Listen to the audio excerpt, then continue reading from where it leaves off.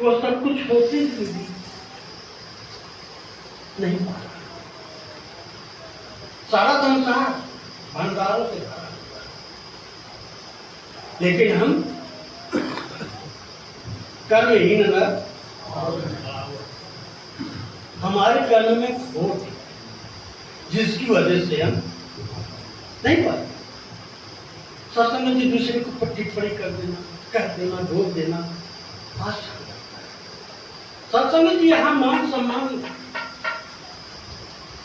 की कोई बात ही नहीं। अगर कोई मान सम्मान के चक्कर में पड़ा है तो जीवन में कभी तरक्की नहीं कर सकता।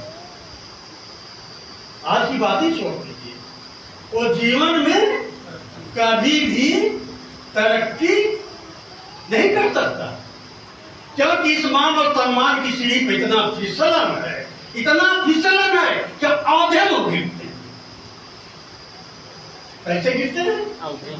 पैर के बल नहीं, आधे लोग गिरेंगे, चले जाएंगे एकदम पाताल। और सत्संग जी जिसने मान सम्मान को पास कर रख दिया, न कुछ मान है। अरे देखो, अरे इसको देखो, जिसको बाबा जी ने दिखाया आप सबको, उसको तो देखो कम से कम। आप एक शब्द बर्दाश्त नहीं कर सकते। आप इस पर टट्टी कर रहे हो, पेशाब कर रहे हो, थूक रहे हो, मत त्याग रहे हो, ये बोल रहा है। कितना निर्मल पाक साहब कि अपने अंदर कुछ लेता ही नहीं, सब दूसरे को दे देता। ले तो शासन में हमको एकदम निर्मल पाक साफ बनना है। जब तक हमारे अंदर विकार रहेंगे, हमारे अंदर खोट रहेंगे, तब तक हम आगे कहिए बढ़ जाए, आगे बढ़ नहीं पाएंगे। क्यों नहीं बढ़ पाएंगे? वही कृष्ण अर्जुन की बात आती है। कृष्ण भी यही समझता था कि मैं इनसे कम नहीं हूं किसी माने।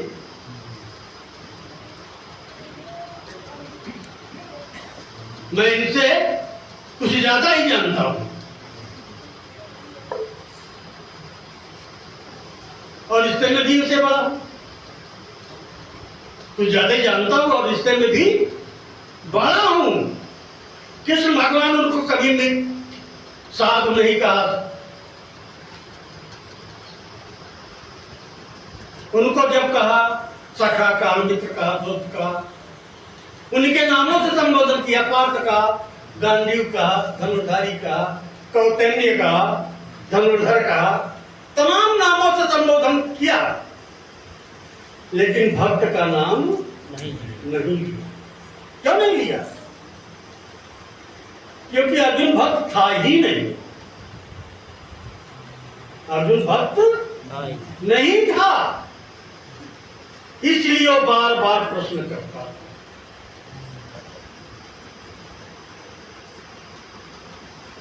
और जो भक्त होता है प्रश्न वो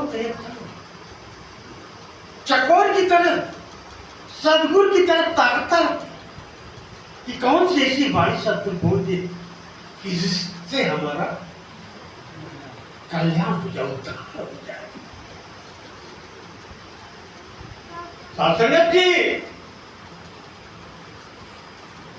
अर्थ यथार्थी अगर हम हैं तो बाबा जी सीधा सीधा लिखा है, वो मोक्ष को प्राप्त नहीं कर पाएंगे, तो पुनः जन्म लेना पड़ेगा।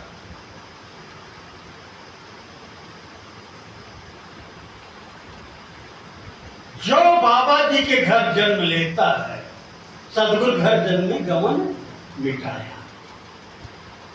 कौन? जो जिज्ञासु, जिसके अंदर अपने आप को जानने की इच्छा है कि वास्तव में मैं क्या हूं। अगर जान गए तो ऐसा क्यों नहीं चल पा रहा? ये तो एकदम निर्मल है, पाक साफ है। कबीर ने कहा, मन निर्मल गया जैसे गंगा नीर, पाछे लागी है करते हुए, ये चारों तरफ तो है, इसकी क्या? ये चारों तरफ है, इसका क्या करें? गणना के सदगुरु की है, महत्ता इस सदगुरु की है, जिसने पर्दा को उठा दिया, खोल दिया। पर्दे में रहने दो, पर्दा ना उठाओ, और पर्दा जो उठ गया तो भेद खुल जाएगा। जिसका पर्दा उठा उसका भेद खुल गया। जो भेद में था कहां पहुंच गया? अभेद में पहुंच गया।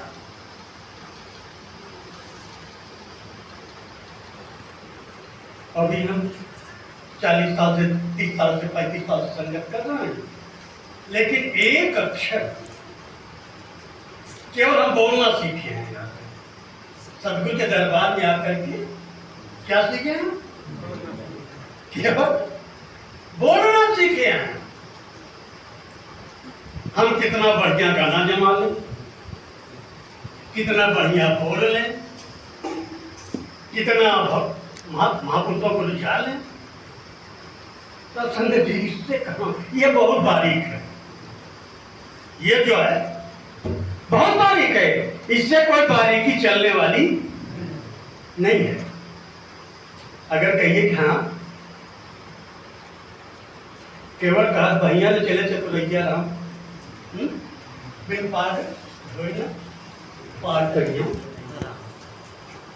यहाँ पर आपकी कोई चतुराई चलने वाली नहीं है। पहले आपको पग धुलवाना पड़ेगा। तो सत्संग जी लक्ष्मण जी का करते हैं, क्या करते हैं? प्रेम लपेटे अटपटे सुन के भट के भजन,